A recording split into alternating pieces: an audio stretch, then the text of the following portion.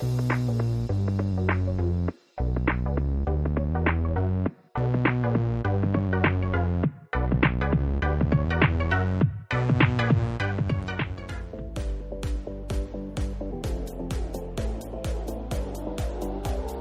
welcome everyone to another episode of the Love Island Cast. I am Chris Phelps and my co-host is Mr. Dave Horrocks. Hey there, Chris. Well, I can't wait to get going today because you've been asking for weeks about Casa Amor. Amore, I was calling it. Yeah. At the Casa Amore. So, is it living up to your expectations? And what do you make to the new boys and girls coming in? And kind of, I guess they came in on Friday, didn't they? What you know, we've seen a bit more of those interactions. So what's taken your eye initially?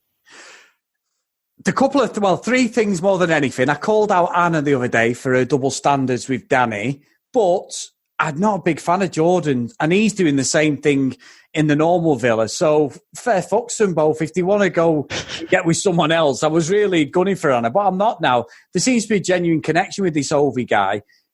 There is something there. Like she said, they both live together. He ticks all the boxes for her. He's 6'7", an absolute monster, and he's probably got a cock like a cricket bat, Dave. So why would you not go for it?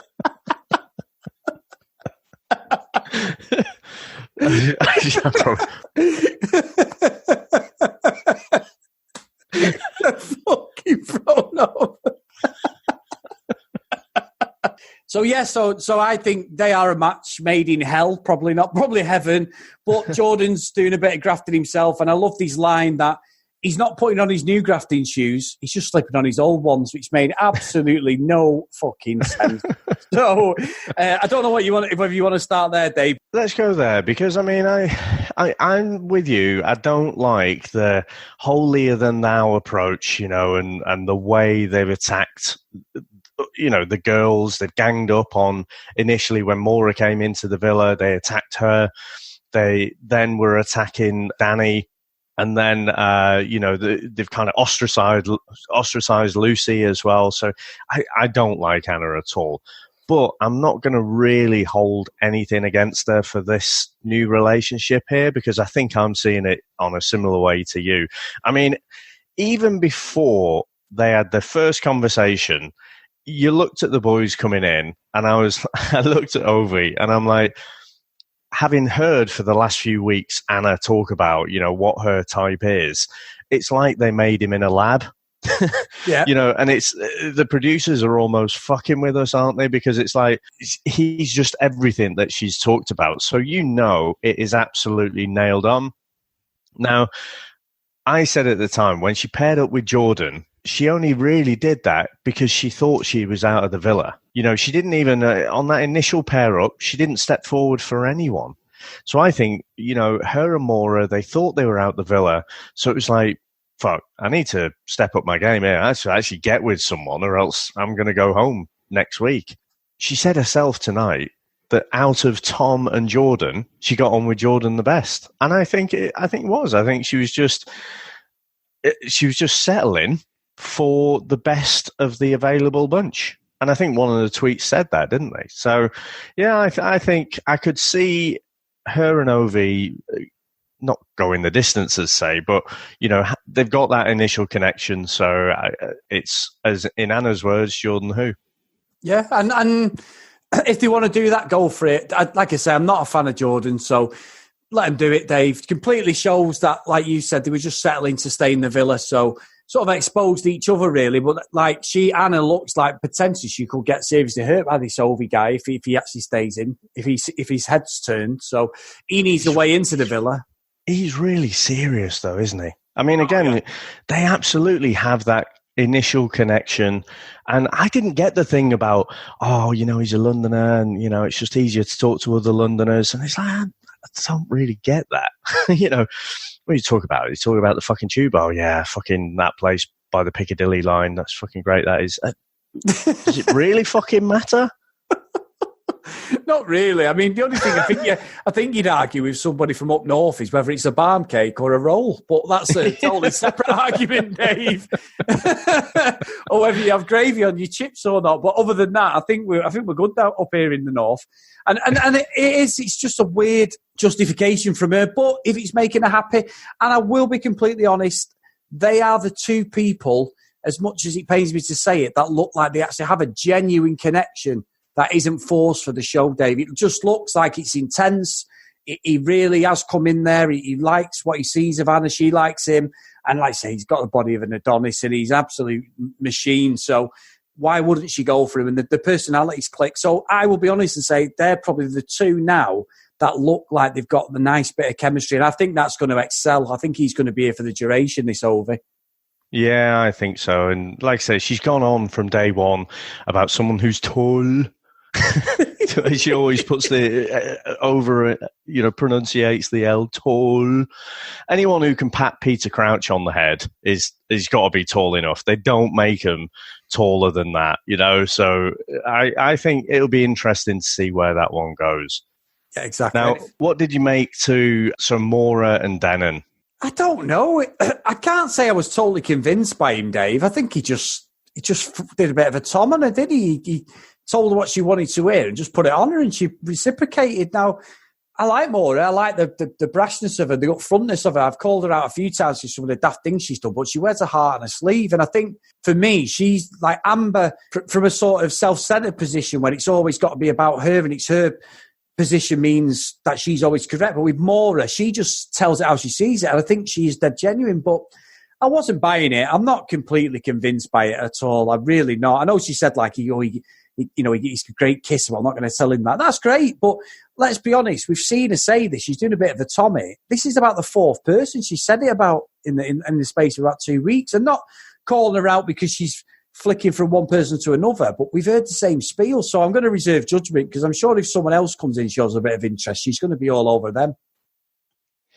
Yeah, I think she's quite a complex person. She is loud. She is brash. I think she does kind of fall for people very quickly and get attached very quickly as well. And, from that initial lineup, you could tell she wasn't just settling for anyone. When they all lined up, she was like, Denon, which is a bit like the advert I was thinking, for Danone. It's like, Danone.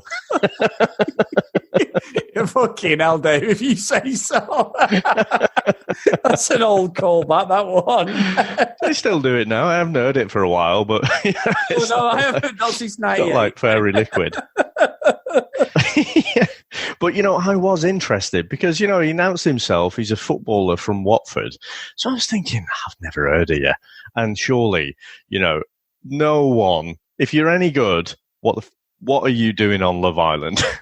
Yeah. So I had a quick look, right, in FIFA, which is my go-to place for, how good someone is. In FIFA, he's 61, which is not very good at all. And actually, he started out with Watford, but since then he's been to the likes of Crawley Town, to Falkirk, and he's now at Bromley. Yeah. So I think it's a bit of a push. States of footballer, yeah. Well, I don't even know, Chris. Are Bromley even fully pro? I guess if I was to hazard a guess, I'd have said they were a semi-pro club. But look, he's better than me, but I think he's overplayed his hand a bit there. Yeah, I agree. I'll tell you who I'm going to call out, Dave, and I'll be honest, completely with it on this one. I'm calling Lucy out. I think she's a nice person, but what Joe, fucking hell, he's well in her rearview mirror because we had the little Tommy spat. We had that little guy, Steve, or whatever he's called, talking to us, Stevie, whatever he's called. The little guy. The one who said, I've done surfing. She went, you've done surfing? Where have you done surfing? And he went, I went on a rugby tour once and had a go. He's like, fuck off. I've jumped off the side of a fucking mountain. It doesn't make me Stallone cliffhanger, you know what I mean? Yeah. Like, fuck off. I had to go at Mr. Universe once. Actually, no. What I meant is I've been to the gym once and lifted a couple of dumbbells. Yeah, and I put Sam's phone on. No, I mean, I didn't. Yeah, exactly. Yeah, it's just like, fucking hell, mate, you're that desperate. He was proper. But let's carry that on, because even when she said, "Oh, you play rugby," and he's like, "Yeah, well, just kind of casually, you know." What was it? Was it a fucking school trip or something? You know, Dave, I played rugby when I was about 11. I went to grammar school and I fucking hated it and moved to a secondary school because I couldn't play football and there wasn't any girls there. So I could turn around and go, well, I played prop me, rugby union. I fucking hated it. I would never in my life say I've ever played rugby because I hate it. So it was a desperado game of chess he's playing with Lucy. But I've got to crack on there because she said about that guy with the blonde hair. I don't know what his name is. He's been Mr. Non-emotion, no personality. She went, he's gorgeous. Oh, I'm thinking, wow, bet Joe's at home there. That voodoo doll of hers, he's getting absolutely hammered. It must have about 3,000 pins in it. She's fucking completely done a number on him. She plays the sweet and innocent, doesn't she? But yeah, I think I'm with you. There's, you know, she's definitely keeping her options open, and I don't see it with this George character. I mean, what Maura said, he looks like your man from Rocky IV, he does. Fucking I looked at him and I'm thinking, you look like a fucking product of the Hitler Youth, to be honest. I mean, it's fucking square-headed jaw. I mean, he would be a good James Bond baddie, wouldn't he? You know, so Lucy clearly, you know, fancies him. But I've seen zero of a personality, and I can only put it down to he's a builder. So, you know, probably his first initiation of conversation is "Oi, oi, oi!" Come at me here, darling. You know. I don't know. I don't really see a lot there. He obviously looks like a specimen. I think, again, if the SS had like Action Man toys, I reckon they could just model it on George there, and that'd look quite good. So yeah, I mean, it'd be interesting seeing where they go. But, you know, Joe, just move on, lad. You're going to save yourself a bunch of heartache. Move along. And I can't remember where I heard it. I was on the radio or something. And, you know, Joe's almost like vindicated, it seems, you know, yeah. So he's like being a bit suspicious and whatever. And now it's looking like, well, actually, he had it nails on. Yeah, he did. And again, it was something, to be fair, we did both say that, is it the way it's being edited? Because if she was supposed to be with Joe and she's spending 6 hours of the day with Tommy, training and peeing about and stuff, which we've only seen snippets of, then I think anybody would get a bit annoyed, wouldn't you? You'd sort of be like, well, are you with him or are you with me? They're not obviously a couple, but they were coupled up, weren't they, Joe and Lucy? So I can get that. I can see that. And I didn't think I'd be sympathetic to him because I've called him all sorts of psychotic names, haven't I? So it's another Chris 180 again. But I'm not completely convinced by that, but I am convinced that she's played him like a fiddler big time. Now, Dave, let's get on to the man of the series. The man who can get very excited by some nails going down the back of his neck and almost doing an American Pie. And Anton, I've got to say, I'm not calling him out in a bad way, but I'm going to tell you now, I don't think he's had a lot of girlfriends because I think he's really, really shy. And the longer this goes on, the more difficult he finds it to get with someone, especially the way that girl put it on him. He was there, it was on a plate, and he genuinely, not about respect, I'm not saying he should dive on or anything, but even a bit of kissing and that, he looks really, really awkward, doesn't he? He looks really, really nervous around any sort of girl who shows him some proper affection. I don't know. Well, if he's not had a lot of girlfriends, I think I'll probably agree with you there. But I think he's had plenty of lashings. But he's probably, I think I'd said to you, not when we were recording a while ago, that, you know, I bet he just hasn't ever really had to work for it. Because he is quite funny, and like he's at his funniest when he's with the lads. But then he sort of misfires with the girls, doesn't he? He doesn't quite get it right. Whereas I can imagine a lot of girls, you know, if they're just talking to him in a club or something, you can't fucking hear anyone anyway, can you? So it's just like, you know, and do the old nightclub talk where if someone's nodding, you nod, and if they're shaking their head, you shake your head, and then it's like, right, are we doing this or what? So I reckon there's probably a lot of that. There was no real connection between Belle and Anton, and I don't know, is that a stripper name or something? It's not a fucking real name, is it? It can't be. It's really strange. Really strange. Yeah, so it's like Sugar or Candy. So sorry to offend anyone who's called like Candy or something. So there was no connection, and she's just like, "Do you mind if I share a bed with you?" All right then. Let's go. Yeah, you're totally right. I don't really like that Belle. I don't know what it is about her, but I don't like her. So I don't want to see them two couple up, to be honest. Again, don't really know why I don't like her, but yeah, I think as Tommy said, Anton's been cleaned out now. Like a fucking steeplejack with fucking Dick Van Dyke at the bottom. But anyway, Dave, moving swiftly on. It was the fact that she said in the diary room, you can tell he hasn't been around anyone for a while. And I did stick up that tweet. I don't know if you've seen it yet. Sorry, yeah. He's very excited. Old scary movie. Yeah, very excited. And also, Dave, a couple of things happened, which again, I'm calling Curtis out big time. Gameplay 101. There was nobody we saw on the show, and again, it's all down to editing. But there wasn't one of these new girls come in really put it on him, but straight away he just did a complete turn. And I think since he's been called out in that last challenge where they were in the sort of the last couple of people to go through in the recoupling to stay in the villa after the public vote, I think he's been thinking, oh shit, I need to get away from Amy here. Because all of a sudden he's gone proper slimy. I know, Amy's outside, Curtis is staying outside. I'm not calling that, but I can't understand where he started doubting the relationship from. I just call bullshit on him completely, and I think he started to be exposed. He was talking to Maria, wasn't he? And someone else. But to be honest, I get all a bit gooey-eyed when Maria's on the screen. So she's the old VIP host, and she's got that kind of Eastern European look, I think. I think she's stunning, quite honestly. And she, where they were asking him what he does, and he was like, well, I'm a dancer, don't you know? Kind of thing. Oh. But yeah, I don't know whether that was for the cameras. And I tweeted out as such that it was a tactical kind of, I'm supposed to wobble now. So what I'll do is I'll make it look like I've wobbled a bit, and then I'll be the good guy. Or, maybe if the public perception is, we're not getting the votes as I thought we would do. We're not the Jack and Danny. Only knowing that, because not only on this show, but I've heard other people say it as well. Maybe he would couple up with someone. But yeah, I didn't see a lot of one-to-one time, not like, say, Joanna and Michael, where, yep. I think if you were to have money on anyone, I mean, the bookies wouldn't take your money, would they, for Ovie and Anna? That's going to happen.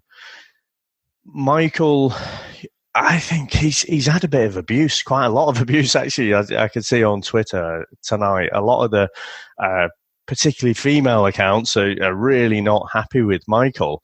Now, speaking from a bloke's perspective, I can kind of get him, in this last week in particular, you can see that age difference, or it's not even an age difference, it's a maturity difference. And Michael always ends up having to be the one to say, it was me, I was grouchy, and, it's just like, I don't accept your apology. So I think regardless of whether this actually happened, I think he'd have been having doubts anyway. But yeah, I think, the fact that they never really closed it off, and now he's like speaking to Joanna. I do think people are getting confused about who he's had the conversations with as well. He was talking to the boys about some of the problems he was having with Amber. He didn't really say that much, I didn't think, to Joanna. But, what do you make to that? I'm in complete agreement. I think he said to them, which was quite telling for me, and as much as it's a show, Michael's been the most stand-up guy in there. I've been a champion of his from the start. And I will hold my hands up. Well, maybe not the start. I'm sure Asa might call me out on that because he's been in there. But I genuinely have liked him. He's won me over because he's straight down the middle. He tells it how it is, and he doesn't just stick up for the lads or stick up for the girls. If he sees something, he calls it. But I think what he said was quite telling for me, Dave, when he said, I'm not the type of person to just sit here and keep quiet when I know something's wrong. But I found myself biting my tongue constantly to keep the peace. He said, and that isn't me. He said, and I'm not enjoying that side of the relationship. So for me, I'm not saying he should cheat on her and that, but my God, Dave, Amber's going to be getting the leather black gloves on, the machete out. She's going to be sharpening everything, and he better make sure that he's nowhere near a John Wayne Bobbitt job, because she'll be chopping things off him. Because I just don't. I can see him. I can see him coming in there with someone else. If he doesn't come in there with someone else, I think he might have a heart to heart with her and say, "Look, I want to finish it." I think that could be coming. I genuinely think that could be the shock of Casa Amor and the whole dynamic of what's going on. I'm predicting it now. Mystic Chris is out, Dave. I've only had one prediction out of about 20, but I'm confident on this one that I think they're not going to last the duration. No, I mean, it's not that far out. I mean, we were championing them, weren't we? Not so long ago, probably a couple of weeks ago. But then again, we kind of wrote off how childish she was being when the whole thing, when Maura and Elmer came in, and you could see Michael was not happy at all. He was really angry about it. But then, Amber's just denying it. Was like, no, it wasn't me. I wasn't doing anything. All the heckling from the balcony and that. And we'd kind of forgotten about that. But then she's displayed that same behaviour over and over. So again, with Danny and Arabella getting together, she's really quite confrontational. And I have to say, I was, listening back to the episode we did on Thursday with Joe, and she said, Amber is probably going to be a really nice person in about 5 years' time. And I think that is it. I think it's just a maturity thing. It's like, in a relationship, you're always going to have to work at it, and you're always going to have to compromise. But Michael's always the one doing the compromising. Once you've pissed Amber off, she lets you know about it, and then there's no coming back from it. Yeah, I agree with that. The face she gave Michael the other day when he was apologising, which I still didn't think he had any reason to apologise for. I think we're both in the wrong. And she was giving that, you're going to have to work really hard for this, which is fine. If he likes to chase and she likes to do that, and that what makes the relationship work, then who the fuck am I to tell them that? But it just seemed too much of a grind for them. They've not been married for 15, 20 years, have they? Do you know what I mean? It's like, all I need to do is get the look off Sam, and I know when I'm in the wrong, Dave. You know what I mean? So I'm straight in the kitchen making a brew or something to do a bit of creeping. But genuinely, with the dynamics, and with it being such a pressure cooker, I was like you. I thought they're going to go, they're going to win. But now this has happened. I want something to happen between one of the either Curtis and Amy or Michael and Amber, just for good TV. I have no affection to any of them. I just want to see an absolute catfight somewhere and it kicking off. And I know that's a sadist in me, but that's what Love Island's all about. Somebody double dipping somebody. So let's hope we get that. Do you think Amber really would kick off? Or I could see her being just more, wearing that anger on her face and then just sitting in a different part of the villa with Anna probably, and then just bitching about it and just being really off, and prickly. I don't know if she'd go on for a full-on head-on confrontation, but I might be wrong there. But I think the other telling thing from Michael was he said that I think he's convinced himself that he's not Amber's type. He'd said that, and I think so in his head, Amber's already, the one doing all the flirting, and so he's in his head he's thinking someone's there that's really her type. He knows he's not her traditional type, and so I think he's almost resigned to defeat on that front. Now, regardless of whether he thought that, I still think, he is the one doing all the compromising. And exactly like you said, if he's happy with that, good luck to him. I don't think he is. And so, I just, whereas maybe 2 weeks ago, I thought when we saw the interaction, the connection with them, I thought, yep, that's definitely going to run. very quickly it's got into, you know, a few of these confrontations, and I think now the difference in maturity between them is going to prove a real problem. And I think that's more telling as the show goes on. I think it's a great point, to be fair, Dave. So, yeah, we'll see how that one plays out. Have you got any predictions this week, Dave? Well, I mean, I said Anna and Ovie. That's not even a prediction, is it? You know, it's going to happen. Anton, I really hope.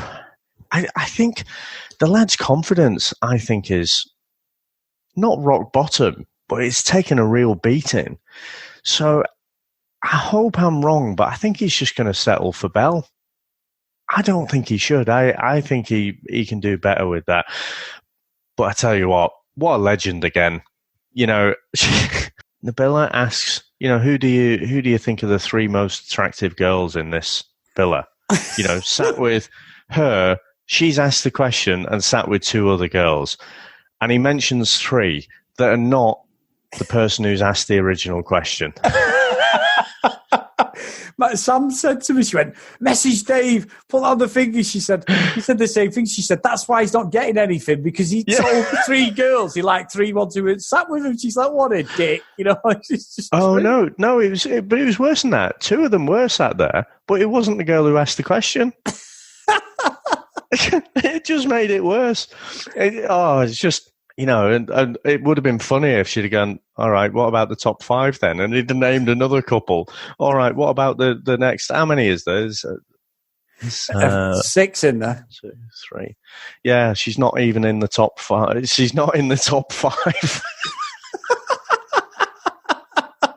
I don't think you should have asked that question, to be honest. No, it's like they say, don't they? That, you know, don't ask a question to, you know, you might not like the answer. But I think on the first day, come on, Anton, you got to step up your game from there. Work a bit harder, because there is something about that Belle that I don't trust. She just seems disingenuous to me. She just seems like she's gone after Anton. She knows he's single.